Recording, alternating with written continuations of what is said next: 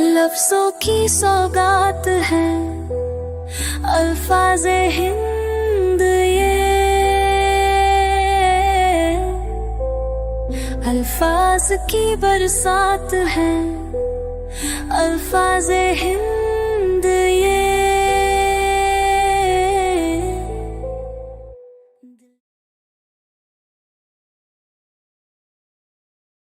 Doctor محمد اظہر حیات آپ سے مخاطب ہے۔ تحقیقی و تنقیدی مقالات و مضامین کا مجموعہ ایک نئی بات نکل آئی ہے، کس بار آپ سماعت فرما رہے ہیں۔ آج کی قسط میں سماعت فرمائیے قادر الکلام شاعر ناطق گلاوٹوی۔ عید کی نماز ختم ہو گئی تھی، لوگ ایک دوسرے سے بغل گیر ہو کر عید کی مبارکباد پیش کر رہے تھے۔ تبھی ایک صاحب نے ابا جی کے کان میں کچھ کہا اور ابا جی نے ٹھیک ہے کہہ کر مجھے گود میں اٹھایا اور عیدگاہ میں ممبر کی جانب چل پڑے۔ وہاں ایک نہیم شہیم مولانا موجود تھے۔ انہوں نے کریم کلر کی شیروانی زیبتن کی ہوئی تھی۔ تھوڑی دیر پہلے یہی مولانا تو دھواں دھار تقریر کر رہے تھے۔ اس وقت میری عمر 4 یا 5 برس کی ہوگی۔ عیدگاہ میں بلا کی بھیڑ تھی اور مولانا سے ملنے لوگوں کا تانتا لگا ہوا تھا۔ تبھی ابا جی بھی مولانا سے بغل گیر ہوئے۔ مولانا نے میرے گالوں کو تھپتھپایا اور کہا عید مبارک۔ میں نے بھی اپنی توتلی زبان سے کہا عید مبارک۔ مولانا نے ابا جی سے مخاطب ہو کر فرمایا وکیل صاحب، میرے والد صاحب محمد سعید حیات ایڈوکیٹ تھے، اسی مناسبت سے سب انہیں وکیل صاحب کہتے تھے۔ وکیل صاحب، ابھی آل انڈیا ریڈیو والے آ رہے ہیں، اس موقع پر آپ کو اظہار خیال کرنا ہے۔ بھیڑ تھوڑی کم ہوئی تو ریڈیو والے سامنے آئے۔ مولانا نے پہلے خیر سگالی کا پیغام دیا اور بعد میں ابا جی نے اظہار خیال فرمایا۔ پھر مولانا نے میری طرف اشارہ کر کے اچانک کہا بیٹا تم بھی کہو عید مبارک۔ میں شرما گیا۔ پھر انہوں نے کہا عید مبارک۔ میں نے بھی دہرایا عید مبارک۔ وہاں موجود سب لوگ بول پڑے عید مبارک۔ مجھے بہت بعد میں معلوم ہوا کہ وہ مولانا جو تقریر کر رہے تھے، عید کی مبارکباد دے رہے تھے، وہ اردو کے بہت بڑے شاعر ناطق گلاوٹوی تھے۔ ان کا ذکر اکثر ہمارے گھر میں ہوتا رہتا تھا۔ اس طرح بچپن سے ہی مولانا ناطق کے نام سے ہمارے کان آشنا تھے۔ جب ہوش سنبھالا اور شعر و شاعری کا چسکا لگا تو مشاعروں میں سامع کی حیثیت سے شرکت ہوتی تو وہاں مولانا ناطق کو مسند صدارت پر دیکھ کر بڑی خوشی ہوتی۔ وہ تحت اللفظ میں باوقار انداز میں کلام سناتے، کسی کی مجال نہ تھی کہ کوئی بے ادبی کر جائے۔ ناطق گلاوٹوی عمر بھر اپنے آپ کو گلاوٹوی لکھتے رہے، لیکن ناگپور کی سماجی و ادبی زندگی میں اس طرح گھل مل گئے تھے کہ مسلسل 30 سال 1921 سے 1950 تک ناگپور کارپوریشن کے رکن رہے۔ قومی تحریکوں میں عملی حصہ لیا اور ناگپور کی ادبی و شعری زندگی میں ہنگامے بپا کیے۔ حضرت ناطق شعر و ادب میں پرانی روایتوں کے امین تھے۔ اپنے حلقے میں انہوں نے شعر و سخن کا ذوق پیدا کر کے اردو شاعری کی روایات کو آگے بڑھایا۔ اس لحاظ سے ان کی شخصیت اپنے زمانے کی تمام ادبی و علمی شخصیات میں سب سے زیادہ قد آور اور نمایاں تھی۔ انہیں بھی اپنی اس انفرادیت کا احساس تھا۔ شعر گوئی نئے انداز کی تجدید خیال، دیکھنا چاہے تو ناطق میرا دیوان اٹھا۔ جب ملک میں یکجہتی، رواداری، محبت، اخوت اور گنگا جمنی تہذیب عام تھی، اس دور کی آخری نشانی تھے مولانا ناطق۔ انہوں نے غزل میں حسن عشق کا رنگ گھولا تھا، ساتھ ہی سماجی زندگی میں عشق و محبت سے کام لیا۔ شور ناپوس برہمن سے ان کا ایمان تازہ ہوا کرتا تھا۔ ہوا ایمان تازہ شور ناپوس برہمن سے، میری بھولی ہوئی یاد آ رہی ہے مجھ کو تدبیریں۔ مولانا ناطق کا اصل نام سید ابو الحسن تھا۔ ان کے والد سید ظہور الدین حسن نے گلاوٹھی ضلع بلند شہر یوپی سے 1857 میں مدھیہ پردیش کے شہر رائے پور ہجرت کی اور وہیں لکڑی کی تجارت کرنے لگے۔ خاندان کے دیگر افراد ناگپور کامٹی کی جانب منتقل ہوئے۔ انہی کے ساتھ ناطق کی والدہ بھی کامٹی ضلع ناگپور آئیں۔ محلہ وارث پورہ میں 11 نومبر 1886 کو مولانا ناطق کی ولادت ہوئی۔ 7 سال تک کامٹی میں پرورش ہوئی۔ 1894 میں تعلیم کی غرض سے انہیں گلاوٹھی بھیج دیا گیا۔ جہاں فارسی و عربی نصاب کی تکمیل کی۔ بعد ازاں اعلیٰ تعلیم کے لیے دارالعلوم دیوبند میں داخلہ لیا۔ وہاں شیخ الہند مولانا محمود الحسن صاحب سے درس حدیث مکمل کیا اور سند حاصل کی۔ ناطق صاحب کو عربی، فارسی اور اردو پر عبور حاصل تھا۔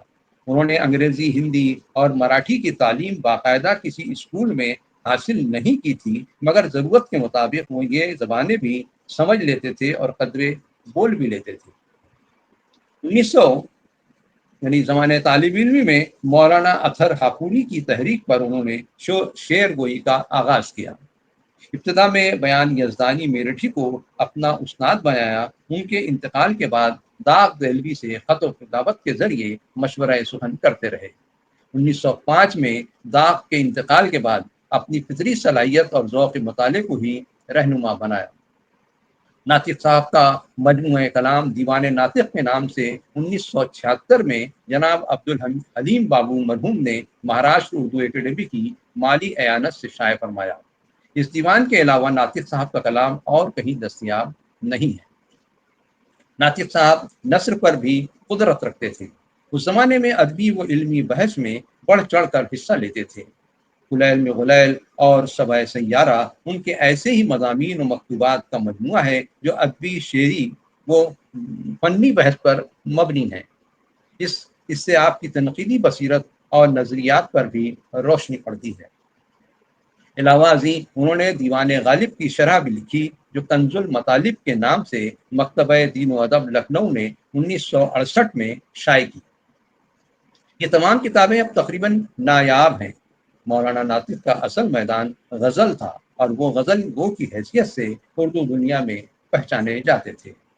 مولانا ناطق نے اپنی فکر سلیم اور طبع رسا کے ذریعے غزل کو نئی زندگی عطا کی۔ اس کی روایتی اہمیت کو برقرار رکھتے ہوئے اس میں تازگی اور ندرت پیدا کی، غزل کو زندگی سے قریب تر کیا۔ اپنی زندگی کے مسائل کا احاطہ اشاروں کدایوں میں اس خوبی سے کیا کہ ہر کسی کو اپنی ہی داستان معلوم ہونے لگی۔ یہ غزل کے چند اشعار دیکھیے۔ کس کو مہرباں کہیے، کون مہرباں اپنا، وقت کی یہ باتیں ہیں، وقت اب کہاں اپنا، گھر تو اب بھی دنیا کے دھوپ ہی میں بنتے ہیں، اٹھا کیوں نہیں لیتا سایہ آسماں اپنا، اے خدا گلا سن لے اپنی بے نیازی کا، آج حال کہتا ہے ایک بے زباں اپنا، سو کے رات کاٹی ہے بے کسی کے پہلو میں، چاندنی میں دیکھا ہے میرے گھر سما اپنا، جانتے ہوئے ناطق ہم وطن کی حالت کو، ڈھونڈتے پھریں جا کر کس لیے مکان اپنا۔ مولانا ناطق کی شاعری کا سب سے بڑا وصف یہ ہے کہ انہوں نے اپنی شاعری کو تصوف و فلسفے کی بھول بھلیوں میں نہیں بھٹکایا، مشکل فارسی تراکیب سے اپنا دامن بچایا۔ غزلوں میں سیدھی سادی باتیں سلیس زبان میں بیان کرتی، گل و بلبل، وصل و فراق اور لب و رخسار کے ذکر سے ان کا دیوان خالی ہے۔ انہوں نے تو دل کی کیفیات غزلوں میں رقم کر دی ہیں۔ اس بات کا خیال رکھا ہے کہ زبان با محاورہ، آسان اور عام فہم ہو۔ یہی وجہ ہے کہ ان کے اکثر اشعار زبان زد خاص و عام ہیں اور ضرب المثل کی حیثیت سے دہرائے جاتے ہیں۔ دیکھ یہ بار کبھی سر سے اترتا ہی نہیں، دیکھ یہ بار کبھی سر سے اترتا ہی نہیں، زندگی بھر کی مصیبت ہے نہ احسان اٹھا، اب کہاں گفتگو محبت کی، ایسی باتیں ہوئے زمانہ ہوا۔ اسی قبیل کے یہ اشعار دیکھیے۔ رہ گئی رکھی ہوئی چارہ گروں کی بھاگ دوڑ، درد اس انداز سے اٹھا کہ لے بیٹھا مجھے، کسی نے کیا کہا ہم کیا بتائیں یہ تو دنیا ہے، کسی نے کیا کہا ہم کیا بتائیں یہ تو دنیا ہے، ہزاروں نام رکھتے ہیں ہزاروں نام لیتے ہیں۔ اس شعر میں زندگی کا راگ کس طرح ختم کیا ہے ملاحظہ فرمائیے۔ ہچکیوں پر ہو رہا ہے زندگی کا راگ ختم، ہچکیوں پر ہو رہا ہے زندگی کا راگ ختم، جھٹکے دے کر تار توڑے جا رہے ہیں ساز کے۔ ناطق کے اشعار مومن و غالب اور ذوق کی ادبی روایتوں کے آئینہ دار ہیں۔ ان میں وہی رچاؤ اور لب و لہجہ اور وہی مہذب انداز سخن ہے جو غالب و ذوق کی شاعری کا خاصہ ہے۔ خود ناطق نے کہا ہے، مومن پہ بھی ایمان ہے، غالب پہ بھی ناطق، ہم ذوق کے انداز میں رہتے ہیں مگن اور वो कि वो रवायत के पासदार थे मगर नए अंदाज और मुनफरिद लहजे के मालिक थे। खुद कहा है काफिले के साथ मगर है रविश जुदा, मिलते हैं सबसे और नहीं मिलते किसी से हम। कुछ अशार मुलाहिजा फरमाइए। न मैं कशी न इबादत, हमारी आदत है कि सामने कोई काम आ गया तो कर लेना। छावनी डाल के दुनिया में रहेगा कब तक, छावनी डालकर दुनिया में रहेगा कब तक, खैमे रह जाएंगे उड़ जाएगा डेरा तेरा। आखिर को राह बर ने ठिकाना लगा दिया, आखिर को राह बर ने ठिकाने लगा दिया, खुद अपनी राह ली मुझे रास्ता बता दिया। ठिकाने लगाना और रास्ता बताना, इन दो महावरों को जिस चाबुक दस्ती के साथ इस्तेमाल किया है वो नातिक का ही हिस्सा है। महावरों के इस्तेमाल में ज़ौक़ के बाद नातिक का ही नाम लिया जाता है। मानवियत की तहदारी को कायम रखकर महावरों का बरमहल इस्तेमाल नातिक की शायरी की सबसे बड़ी खूबी है। एक शेर में राम होना का महावरा देखिए किस नज़ाकत से इस्तेमाल किया है। हुआ क्या और ऐसे काम का अंजाम क्या होता, हुआ क्या और ऐसे काम का अंजाम क्या होता, बुतों की बज़्म में जाकर हमी को राम होना था। मौलाना नातिक कादिरुल कलाम शायर और इल्म फन में यक्ताए ज़माना थे। बर्र सग़ीर के कई नामवर शोरा आपके आगे ज़ानुए अदब तह करते थे। हालांकि आपने शागिर्दों की कोई फहरिस्त नहीं रखी, ताहम आपके बाज़ नुमाया शागिर्दों के नाम इस तरह हैं: सैयद अमीर हसन अमीर गिलावटवी, अब्दुल बारी आसी, डॉक्टर मुमताज़ अहमद खां खुशतर खंडवी, मौलाना गज़नफ़र हुसैन शाकिर मद्रासी, सलीम अहमद ज़ख्मी राजनांदगांव, मिर्ज़ा ज़फ़र हुसैन ज़फ़र नागपुरी, मुंशी इब्राहिम खलील कामटीवी, मुंशी अबू बकर शोहरत कामटीवी, मुंशी मोहम्मद अब्दुर्रहमान अजहर, मुस्तफ़ा खां आसी, मिर्ज़ा आगा हुसैन नागपुरी और नसीम अहमद नसीम नागपुरी वगैरह। नातिक गिलावटवी ने सारी ज़िंदगी वज़ादारी के साथ बसर की। उनके चाहने वालों ने उन्हें रौनक़े बज़्म सुखन, शायर पुरफन, उम्दतुश शोरा, पीर मुग़ा, खाने सुखन, फ़ख्रुल मुताख़िरीन, उस्ताजुल असातिज़ा जैसे खिताबात से नवाजा। सरकार ने उनकी खिदमात के एतराफ़ में 100 रुपया माहवार का वजीफ़ा ताहयात मुकर्रर किया।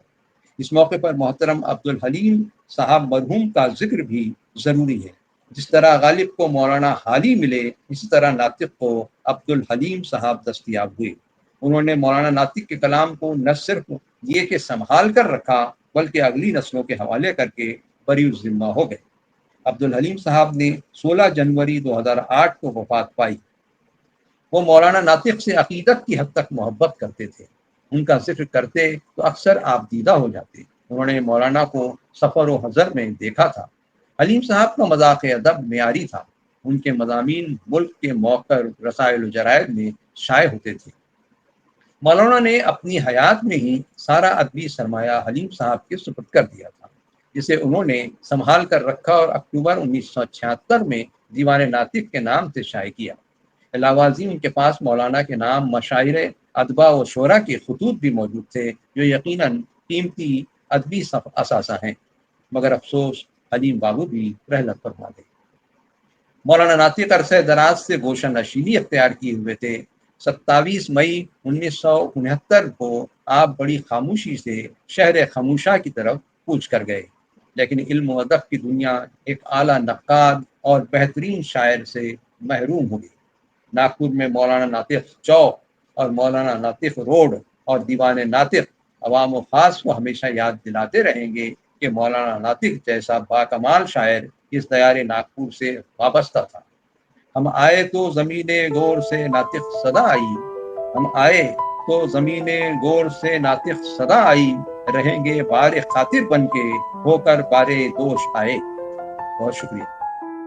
एक नई बात निकल आई है, मेरी बातों से कोई बात निकल आई है। चुप थे लफ्ज़ों ने कुछ राज कह दिए, मेरे पहलू में कुछ ज़ात निकल आई है। एक खामोशी ने गजल सुना दी है, एक नई बात निकल आई है।